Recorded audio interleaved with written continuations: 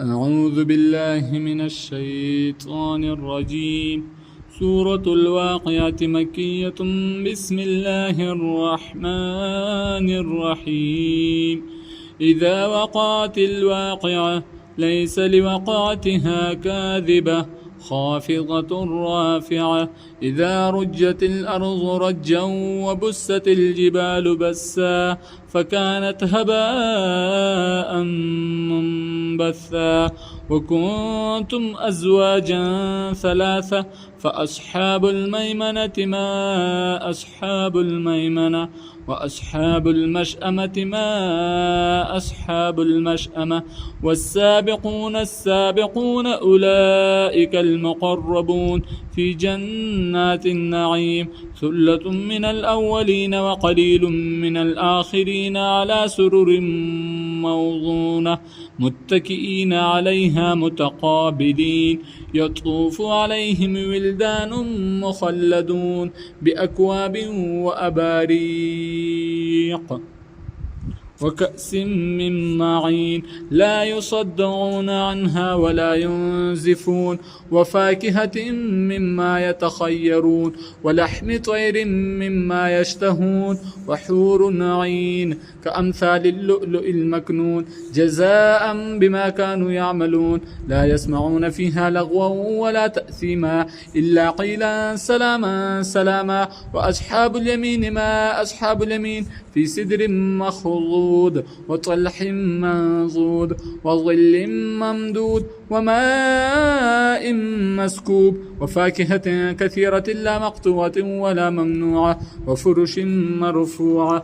إنا أنشأناهن إنشاء فجعلناهن أبكارا عربا أترابا. لأصحاب اليمين ثلة من الأولين وثلة من الآخرين. وأصحاب الشمال ما أصحاب الشمال في سموم وحميم وظل من يحموم لا بارد ولا كريم. إنهم كانوا قبل ذلك مترفين وكانوا يسرون على الحنث العظيم. وكانوا يقولون أئذا متنا وكنا ترابا وعظاما إنا لمبعوثون أو آباؤنا الأولون. قل إن الأولين والآخرين لمجموعون إلى ميقات يوم معلوم. ثم إنكم أيها الضالون المكذبون لآكلون من شجر من زقوم فمالئون منها البطون فشاربون عليه من الحميم فشاربون شرب الهيم. هذا نزلهم يوم الدين. نحن خلقناكم فلولا تصدقون. أفرأيتم ما تمنون أأنتم تخلقونه أم نحن الخالقون. نحن قدرنا بينكم الموت وما نحن بمسبوقين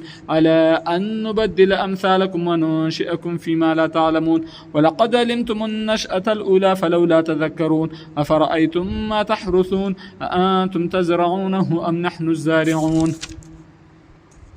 لو نشاء لجعلناه حطاما فظلتم تفكهون. إنا لمغرمون بل نحن محرومون. أفرأيتم الماء الذي تشربون أأنتم أنزلتموه من المزن أم نحن المنزلون. لو نشاء جعلناه أجاجا فلولا تشكرون. أفرأيتم النار التي تورون أأنتم أنشأتم شجرتها أم نحن المنشئون. نحن جعلناها تذكرة ومتاعا للمقوين. فسبح باسم ربك العظيم. فلا أقسم بمواقع النجوم وإنه لقسم لو تعلمون عظيم. إنه لقرآن كريم في كتاب مكنون لا يمسه إلا المطهرون.